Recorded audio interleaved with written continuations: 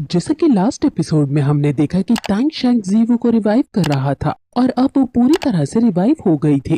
जीवू घायल हुए टैंग शैंक को देखती है जो दर्द से कराह रहा था, इसलिए वो तुरंत उसके पास जाकर उसे वहां से बाहर निकालती है और उसे कहती है कि ये सब करने की क्या जरूरत थी। टैंग शैंक कहता है कि ये सब करना जरूरी था। देखो, तुम पूरी तरह रिवाइव हो गई हो। दमिंग और आमिंग की आखिरी इच्छा भी यही थी कि मैं तुम्हें रिवाइव कर दूं। उन्होंने अपना सैक्रिफाइस तुम्हारे लिए ही दिया है।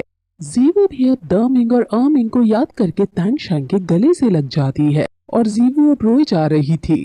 टैंग शैंक उसे चुप कराता है और कहता है कि दमिंग और आमिंग की सबसे ज्यादा नफरत तुम्हारे रोने से थी, इसलिए अब तुम रो मत। अब उनके बीच में हमें एक रोमांटिक स्पेस को दिखाया जाता है क्योंकि इतने सालों बाद फाइनली वो फिर से रीयूनाइट हुए हैं। अब वहाँ टैंग शैंक के मॉम डैड भी आते हैं जो टैंग शैंक को उसकी नई लाइफ के लिए बधाई देते हैं। जीवू उन्हें धन्यवाद कहती है और उन्हें मिस्टर टैंग कहकर पुकारती है। टैंग हाउ कहता है कि सैक्रिफाइस से पहले तुम मुझे कुछ और कहा करती थी। जीवू अपने पास्ट को याद करती है और उनको पापा कहकर पुकारती है और ये सुनकर सब काफी ज्यादा खुश हो जाते हैं।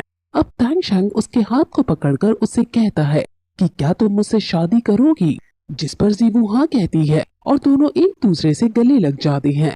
टैंग शैंक उसे कहता है कि हमारी बहुत बड़ी शादी होगी ताकि सब जान सके कि तुम मेरी वाइफ हो।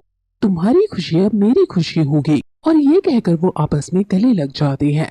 आसपास का मौसम भी बहुत सुहाना हो जाता है। अब टैंग शैंक फिर खुद को रिकवर करने के लिए मेडिटेट करने लगता है और उसे मेडिटेट करते हुए काफी समय बीत जाता है, इसलिए जीवू अब चिंता करने लगती है। तो टैंग हाउ उसे चिंता ना करने को कहता है और कहता है कि वो बस खुद को रिकवर कर रहा है। टैंग शैंक अपनी बॉडी के अंदर झांकता है और उसकी मेरिडियंस और बोन्स तो डैमेज नहीं हुई थी, लेकिन उसकी स्पिरिट बार पूरी तरह से उलझ गई है। लेकिन खुशी की बात यह है कि टैंग शैंक के पास सी गॉड की लाइट है जो उसकी स्पिरिट पार को फिर से इकट्ठा कर रही है।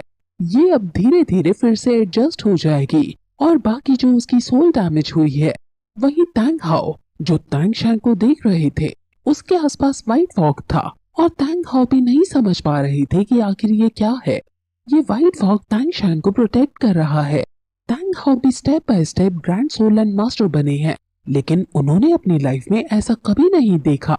अब उसके आसपास तीनों फ्लावर आ जाते हैं और टैंग शैंक कहता है कि मुझे इन तीनों फ्लावर्स को इकट्ठा करना है और अपने पांचों एलिमेंट्स को रिकवर करना है। वो जुआन तियान स्ट्राइक का यूज कर रहा था जो उसने अपने पिछले जन्म में सीखी थी। उसने अपने स्ट्राइक को लेवल 9 पर पहुंचा दिया है और अब उसका ये काम पूरा हो गया है।